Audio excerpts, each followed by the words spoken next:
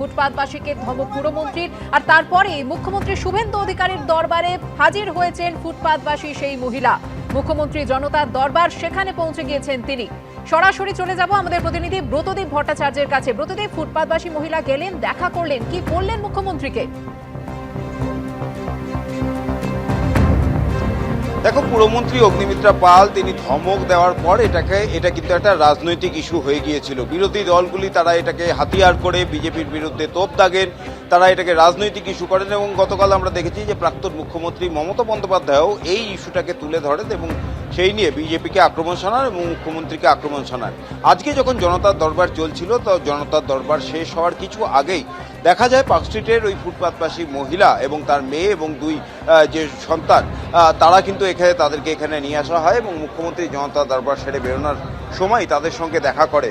সেদিন কি হয়েছিল এবং তারা কোথায় থাকেন, এই ধরনের বিস্তারিত বিবরণ মুখ্যমন্ত্রী তাদের কাছ থেকে জানতে চান। ওই মহিলা অর্থাৎ সীতা দেবী তিনি মুখ্যমন্ত্রীর কাছে জানান। তারপর মুখ্যমন্ত্রী তাদের সঙ্গে কথা বলার পর সংবাদ মাধ্যমের সামনে আসেন এবং সেখানে তিনি জানান যে এই ফুটপাতবাসী মহিলার সঙ্গে যে ঘটনা ঘটেছিল সেটাকে হাতিয়ার করে বিরোধী দলগুলি তারা রাজনৈতিক স্বার্থ চরিতার্থ করতে চাইছে এবং তিনি এই অভিযোগও করেন যে ফুটপাতবাসী মহিলাকে টাকার প্রলোভন দেওয়া হয়েছিল এবং সেই টাকার প্রলোভন দিয়ে রাজ্য সরকার অর্থাৎ বিজেপি সরকারের বিরুদ্ধে কথা বলার জন্য বলা হয়েছিল ওই মহিলাকে।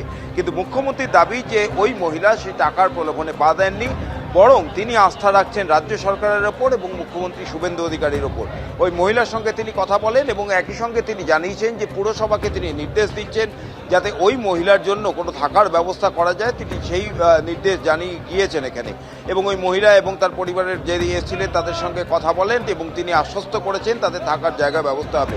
অর্থাৎ যে রাজনৈতিক চাপানোতর শুরু হয়েছিল পুরমন্ত্রী অগ্নিমিত্রা পালের এই ধমককে কেন্দ্র করে, এবং তারপর থেকে কিন্তু বিরোধী দলগুলি লাগাতার রাজ্য শাসক দলকে নিশানা করে গিয়েছে। গতকাল প্রাক্তন মুখ্যমন্ত্রী মমতা বন্দ্যোপাধ্যায় এটা নিয়ে আরও সুর চড়িয়েছেন, এমনকি মহিলার দায়িত্ব নেওয়ার কথাও বলেছিলেন। সেইখানে আজকে মুখ্যমন্ত্রী শুভেন্দু অধিকারী তিনি এসে ওই মহিলার সঙ্গে দেখা করেন এবং ওই মহিলার যাতে থাকার ব্যবস্থা করা যায় তার জন্য আশ্বস্ত করলেন এবং একই সঙ্গে এই অভিযোগও করলেন যে বিরোধী রাজনৈতিক দলগুলি ওই মহিলাকে টাকার প্রলোভন দেখিয়ে টাকা দিতে চেয়ে বিজেপির বিরুদ্ধে কথা বলার চেষ্টা করেছিল, যদিও সেই মহিলা সেই প্রলোভনে পা দেননি, সেই তিনি টাকা নিতে অস্বীকার করেছেন এবং তিনি আস্থা রাখছেন রাজ্য সরকার এবং মুখ্যমন্ত্রীর উপর। ধন্যবাদ ব্রতদীপ।